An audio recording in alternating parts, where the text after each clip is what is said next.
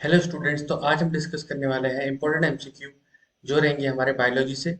और ये चैप्टर होगा हमारा control and coordination. Class 10th का चैप्टर है ये। NCERT 9th 6th chapter.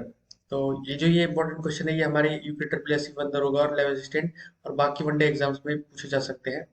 तो सबसे पहला क्वेश्चन है हमारे पास, which of the following is a receptor of taste. तो ये बोल रहा है कि हमें रिसेप्टर बताना है टेस्ट का। अब यहाँ पे हमारे पास चार ऑप्शन दिए हैं कि फर्स्ट है गस्टेटरी, फिर है ऑल्फैक्टरी, फिर है फोटो रिसेप्टर और फिर है हमारे पास थर्मो रिसेप्टर। तो जो गस्टेटरी हमारा रिसेप्टर होता है वो बेसिकली किससे रिलेटेड होता है? वो रिलेटेड होता है हमारा टेस्ट टेस्ट के साथ में। तो ये हमारा एक तरह से टेस्ट बड्स वगैरह कह सकते हैं ऑब्वियसली। तो वो हमारा जो गस्टेटरी है वो वहाँ पे होता है। Olfactory is related to smell, मतलब कुछ भी ऑर्डर या खुशबू हमें सुनाई देती है। तो ये किससे हो गया? ये स्मेल से रिलेटेड हो गया ऑल्फैक्टरी हमारा। फोटो रिसेप्टर किससे रिलेटेड है हमारा? ये हमारा आईज से रिलेटेड है। तो रेटिना ऑफ आईज होती है जो, वो क्या करता है? फोटो रिसेप्टर होता है। और लास्ट है हमारे पास थर्मो रिसेप्टर। थर्मो रिसेप्टर ये किस चीज के लिए होता है? ये हमारा स्किन पे होता है और ये टच वगैरह का जो हमको फील होती है वो इसके कारण होती है, थर्मो रिसेप्टर की वजह से। तो अब हम पढ़ते हैं अपना second question. What is the starting point of a reflex? तो रिफ्लेक्स क्या क्या स्टार्टिंग पॉइंट होता है, मतलब इनमें से किन चीजों से रिफ्लेक्स जो होती है हमारी स्टार्ट होती है? पहले तो ये देख लेते हैं कि भाई रिफ्लेक्स होता क्या है। तो कभी भी अगर हमारे इन्वायरमेंट में कुछ भी चेंज आता है, हमारे सराउंडिंग में कुछ भी चेंज आता है, तो उसको कहते हैं स्टिमुलाई। अब इस स्टिमुलाई की वजह से क्या होता है, हमारी बॉडी एक रिफ्लेक्स एक्शन प्रोड्यूस करती है। तो जैसे सपोज कि आपने किसी हॉट वेसल के ऊपर टच कर लिया, कोई गर्म बर्तन है उसको आपने टच कर लिया, तो एकदम आपका हाथ जो है पीछे की ओर खींच जाता है। तो इसका क्या कारण होता है और इसके क्या मतलब एक तरह से पाथवे कहेंगे हम कि सबसे पहले क्या होता है? तो सबसे पहले क्या होता है, जो हमारा रिसेप्टर होता है, रिसेप्टर कौन सा होता है हमारा? वो ऑर्गन जिसको सबसे पहले कुछ भी, ये गर्म है ठंडा है, उसे कोई वहां पे टच करता है किसी बर्तन को, तो वो सबसे पहले क्या होता है? रिसेप्टर से स्टार्ट होता है हमारा। नेक्स्ट उसके बाद रिसेप्टर के बाद जो है फिर जाता है हमारे पास सेंसरी न्यूरॉन। तो जो सेंसरी न्यूरॉन है ये क्या करता है? रिसेप्टर से सीएनएस में, सीएनएस मतलब हो गया हमारा सेंट्रल नर्वस सिस्टम, जैसे जो ब्रेन वाला जो पूरा पार्ट है उसको हम कहते हैं सीएनएस, सेंट्रल नर्वस सिस्टम। तो रिसेप्टर से क्या होता है, जो हमारी न वो होती है इम्पल्स होती है, वो ट्रेवल करके आती है। और फिर अब सीएनएस से वो कहाँ पे जाती है? सीएनएस से जाती है हमारी, ये जाती है हमारी मोटर नर्व के पास। और मोटर नर्व क्या करती है? जो हमारी इम्पल्स होती है, जो भी हमारा मैसेज होता है वो कहाँ से कैरी करती है? वो सीएनएस से मोटर नर्व कैरी करती है हमारी इफेक्टर ऑर्गन पे। इफेक्टर जो मतलब हमारा इफेक्टर होता है, तो इफेक्टर वाले जहाँ पे वो इफेक्ट कर रहा है, जैसे उसने वापस खींचा तो वो हमारा क्या हो गया? इफेक्टर हो गया। तो यहाँ पे पूछा था कि स्टार्टिंग पॉइंट कौन सा होता है, तो स्टार्टिंग पॉइंट हमारा रिसेप्टर होता है और एंडिंग पॉइंट हमारा इफेक्टर होता है। तो करेक्ट ऑप्शन है option number A. Next question है हमारे पास, which part of the brain is related to hearing. अब यहाँ पे पूछ हमें, जो हमारा ब्रेन होता है उसके मेनली कितने पार्ट होते हैं? तीन पार्ट होते हैं, फोर ब्रेन, मिड ब्रेन और हाइड ब्रेन। ठीक है। तो फोर ब्रेन हमारा सबसे स्टार्टिंग में सबसे ज्यादा बड़ा ही एक तरह से हम कह सकते हैं कि फोर ब्रेन होता है। और फोर ब्रेन ब्रेन के जो होते हैं वो तीन मेनली पार्ट्स होते हैं। पहला होता है हमारा सेरिब्रम, देन होता है हमारा थैलेमस, और नेक्स्ट होता है हमारा हाइपोथैलेमस। अब जो बेसिकली जो हमारी हेयरिंग वाली जो पार्ट होती है वो कहाँ पर होती है? हेयरिंग या स्मेल या साइट, ये सारी चीज जो होती है ये होती है हमारी फोर ब्रेन में होती है हमारी। ठीक है। और अगर हम बात करें हाइंड ब्रेन की, तो यहाँ पे हमारे कौन से एक्शंस होते हैं? यहाँ पे हमारे वो एक्शंस होते हैं जो हमारे क्या होते हैं? इनवॉलेंट्री होते हैं।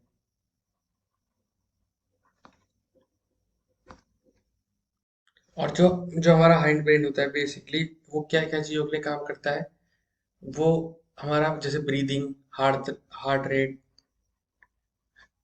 ब्रीदिंग, जो हमारा हार्ट बीट हो गया मान लो, हार्ट रेट, और जैसे sleep and wake cycle, sleep and wake cycle, जैसे हम किस टाइम पे उठ रहे हैं, सो रहे हैं, जो एक हमारा बायोलॉजिकल जो क्लॉक होती है वो क्या होती है, हमारी हाइंड ब्रेन में होती है। और नेक्स्ट क्वेश्चन है हमारे पास, which of this is involuntary action.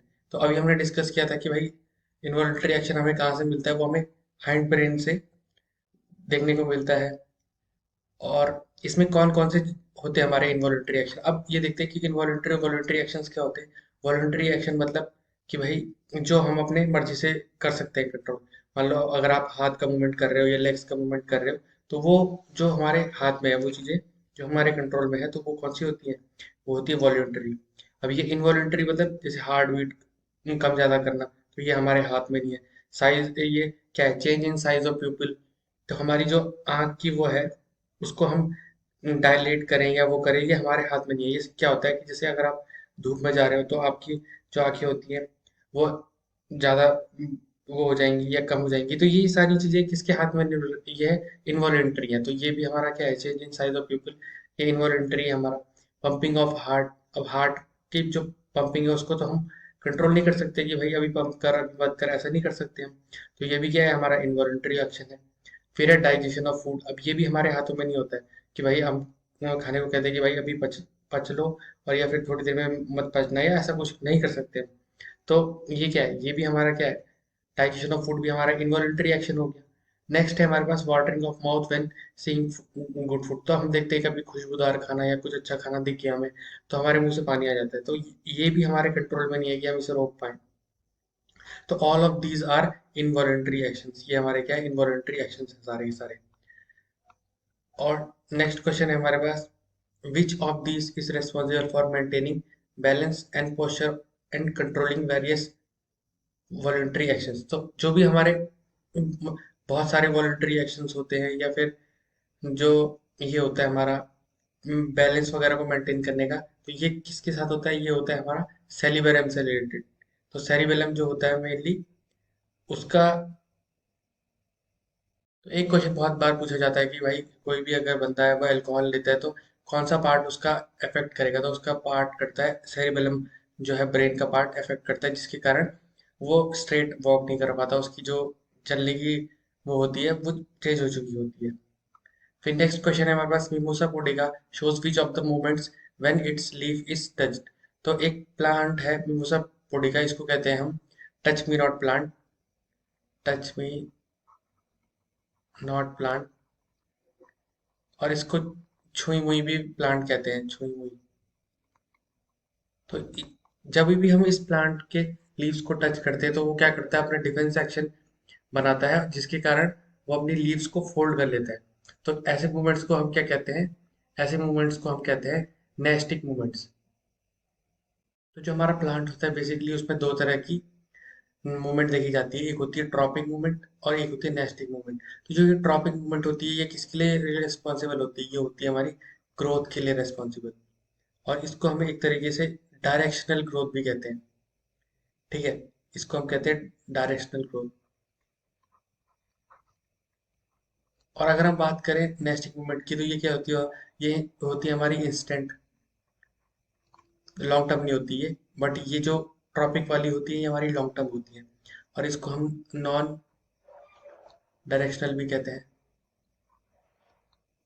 ठीक है, तो जो अब ये जो हमारी ट्रॉपिक मूवमेंट्स है, तो ये किस किस तरह की होती है, फोटोट्रॉपिज्म, कभी आपने देखा होगा कि भाई जिस साइड से धूप आ रही होती है उस साइड से ही उस साइड की तरफ जो प्लांट होता है वो ज्यादा झुका होता है, मतलब उस तरफ जा रहा होता है।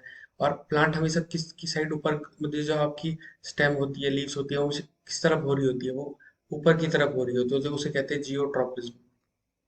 तो ये भी एक बार कई बार हमारा पूछा जाता है कि भाई जियोट्रॉपिज्म क्या होता है। तो उस उस साइड ग्रो करना, जैसे रूट्स नीचे की तरफ ग्रो करती हैं हमेशा, और जो स्टेम है वो हमेशा ऊपर की तरफ ग्रो करती।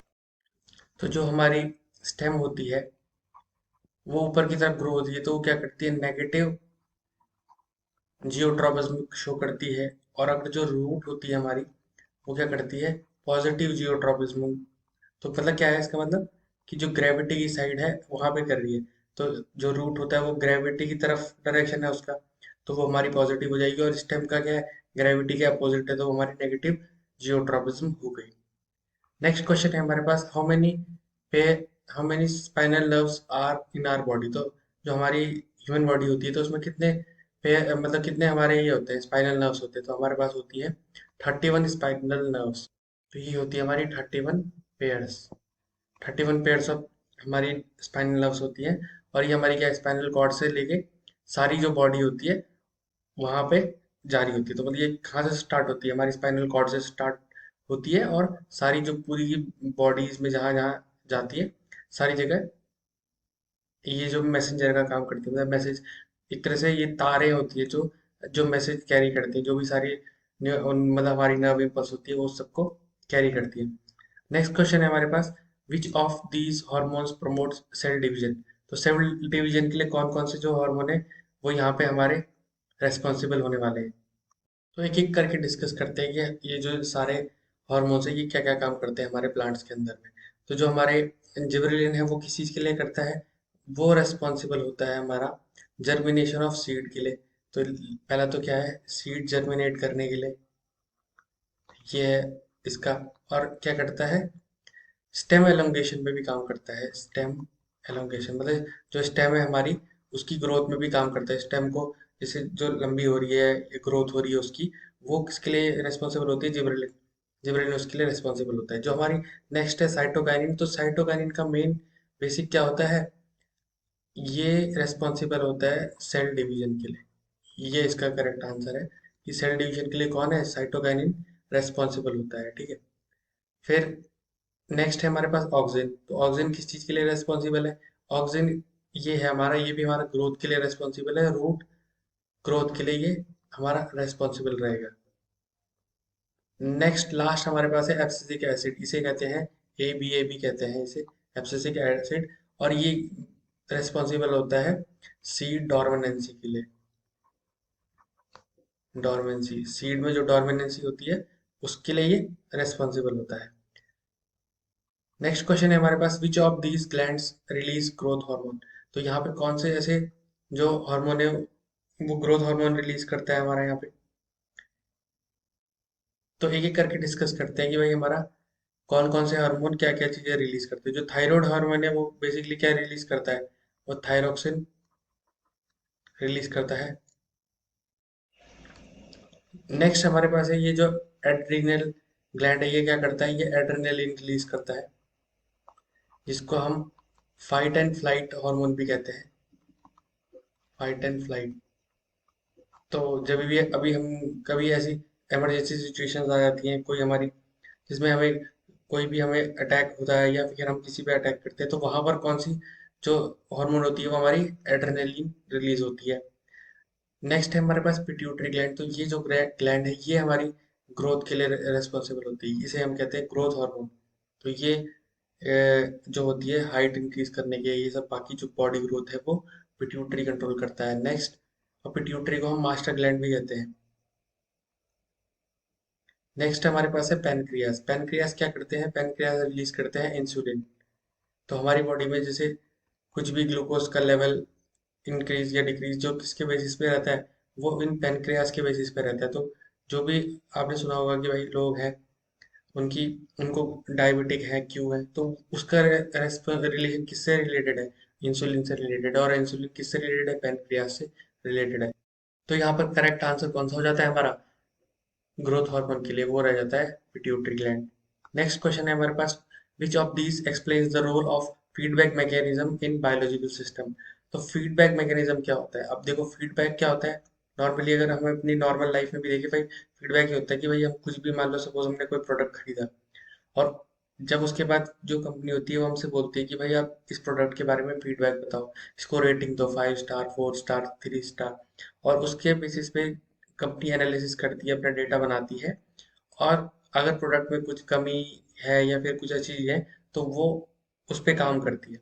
तो ऐसा ही क्या होता है बायोलॉजिकली, जो हमारी बॉडी होती है तो उसमें जो हॉर्मोन्स होते हैं वो भी फीडबैक मैकेनिज्म पे काम करते हैं। तो वो क्या करते हैं भाई, सपोज कि कुछ भी हमें जो हॉर्मोन्स रिलीज कर रही है बॉडी, तो वो कम मात्रा में है या वो ज्यादा मात्रा में है, वो कैसे बॉडी को पता चलता है? तो उसके लिए एक बॉडी ने अपना एक फीडबैक मैकेनिज्म बनाया होता है, जिसके हिसाब से उसे पता चलता है कि भाई कब हार्मोन रिलीज करना है, कितना नहीं करना है। तो ये बेसिकली जो है फीडबैक मैकेनिज्म का काम होता है। तो क्या लिखा हुआ है? टू एम्पलीफाई स्टिमुलस, तो स्टिमुलस का तो इसका एम्पलीफाई करना, तो ये तो इसका नहीं रिलेशन, ये नहीं है इसका answer. To maintain homeostasis by regulating internal condition, तो ये इसका करेक्ट ऑप्शन हो जाता है कि ये क्या करेगा, होम्योस्टेसिस मेंटेन करेगा और इंटरनल जो कंडीशन है उनको रेगुलेट करेगा। तो ये अभी हमने डिस्कस कर लिया, ये इसका आंसर है। नेक्स्ट है टू प्रोड्यूस हार्मोन्स, तो हार्मोन्स को डायरेक्टली प्रोड्यूस नहीं करता है ये ये एक तरह से फीडबैक देगा कि भाई प्रोड्यूस करना है कि नहीं करना, बट डायरेक्टली नहीं कर सकता ये answer. To work on involuntary response, तो ये भी इसका डायरेक्ट आंसर तो नहीं है। तो करेक्ट ऑप्शन कौन सा हो जाता है हमारा? Option number B.